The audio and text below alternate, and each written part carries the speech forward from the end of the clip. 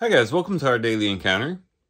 As we noted last year, the Great Hallel covers Psalms 118 through 136, and it basically covers the various psalms that were sung as the people made their way to Jerusalem and ultimately to the temple.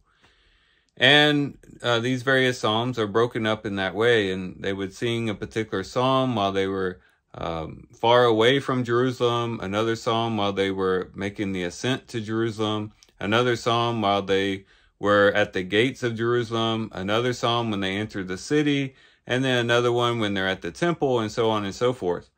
And these are the psalms that the congregation would sing as they're making their way to the temple. And Psalm 122 is the psalm that they would sing while they were at the city. And as we read this psalm, we can see that there are a lot of things that are consistent with that idea.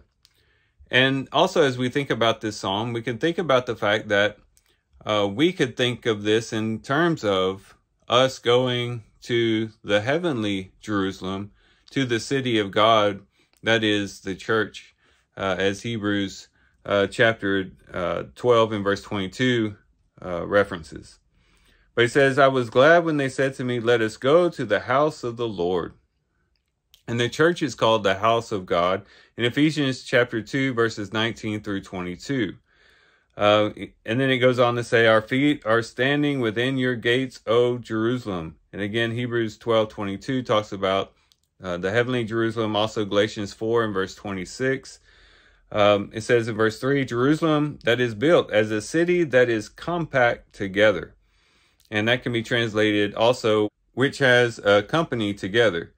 And it basically means that it's a city that's built in such a way that people can congregate together. And of course, the church is a congregation. It's a meeting place in which people get together as the people of God. It's a gathering place, as Ephesians chapter 2, verses 17 through 19 mentions. But then it's also a time in which there is thanksgiving. It says in verse 4, to which the tribes go up, even the tribes of the Lord, and an ordinance for Israel, to give thanks to the name of the Lord. And Hebrews 13 and verse 15 says that our sacrifice that we offer to the Lord is that of thanks. And so thanksgiving is a sacrifice that we offer up as we come together as a church. And then we see there that as Jerusalem was a place in which David's rule is, so is the church. In verse 5 it says, for there thrones were set for judgment, the thrones of the house of David. And we are under the rule of David through the Messiah, that is Jesus Christ, who is a descendant of David.